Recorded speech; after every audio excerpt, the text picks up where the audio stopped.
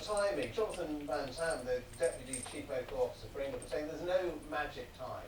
When you're going to make a decision like this, once you've got the data, you can't try and fit in around people's holiday plans. But this is going to be devastating, isn't it, for the airline industry, once again, for the aviation industry, for the tourist industry, particularly for the Spanish tourist industry. They are so reliant on British tourists in Spain. I think something like 20% of their tourist economy is British holidaymakers. Yes, that's right. And I mean, there has been talk that Spain may make UK holidaymakers quarantine on arrival, in retaliation almost at the move that we've just made. So the whole thing is sort of descending into chaos. But actually, just on for individuals, I would say really do think before you travel abroad this summer. Because my own brother, he was caught in the Philippines, on a Philippine island earlier this year. He went out there for a holiday. All of a sudden, lockdown happened a week later, and he was stuck on an island for about 2 months before he could be flown home. So it can be really serious if you go somewhere and there is a big lockdown and you're stuck. I mean, I think probably for most of European destinations that's not the case. But if you go somewhere remote, then you could be going through it. I think we should all be safe actually.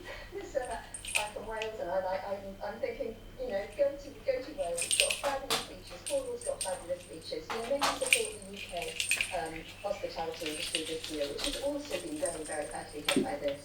Okay, you're not working part time for the Welsh Tourist Board, are you? No. I had on holiday to Wales a couple of weeks ago, and it was brilliant. Of course, it's beautiful. Right, let's go to the Observer's front page. We've got a lovely picture of some synchronised swimmers, and of course, talking about easing of the lockdown here in England with pools opening and gyms opening, and it was quite a momentous weekend for many people in the leisure industry here. Yes, I mean, obviously the leisure industry has suffered tremendously. There's a school near me that I go to a couple of times a week, and I haven't been able to at all. And it's been devastating to walk past it and think about how many children, were facing in summer without anything swimming, how many older people rely on it for mobility. So, to slowly but surely get back into these things, to open gyms, to open swimming pools, will be a huge release to people, not just in terms of their physical health, but majorly their mental health. The mental health of so many people has really struggled in the lockdown. And we know that exercise is one of the best things you can do to actually lift your mood, to actually make sure that your mental health is a little bit better. So it will be a huge relief for a lot of people individually, but also for people who work in schools, who work in gyms, who work in so many different things, just as the summer is properly beginning.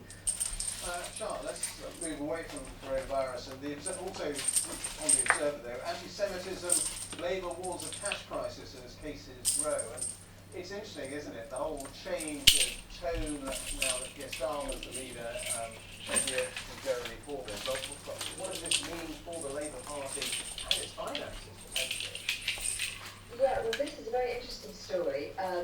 So the headline, Anti-Semitism, Labour warns of cash crisis as cases grow. And it's about the fact that a batch of new legal actions over anti-Semitism is likely to be presented to the Labour Party this week. There are 9 cases, apparently, of current and former Labour members who are being represented by a Manchester firm who have lodged cases. And the difficulty for Labour is, to settle it will cost, to fight the claims it will cost. So this is going to be a very expensive, I think, few months for the Labour Party as it pursues this strategy that Keir Starmer put so firmly in place last week, which is a sort of break with the past. And last week the Labour Party did apologise to the BBC journalist John Ware and to former Labour staff members, and they have received substantial damages. So this whole anti-Semitism row within the Labour Party, is going to take some time to resolve and settle, even with this new approach that Keir Starmer is now following. And briefly, Dawn, on that, do you think that Keir Starmer is going to be rewarded electorally eventually by this change of stand? I don't think he will until he actually looks at Labour's complaint process. I think this at the moment is bogging him down. And he can settle out a call with as many people as he likes, but until he actually changes the complaint process and makes subject to hatred within the party, feel that they are properly represented by the party, nothing will actually change for him.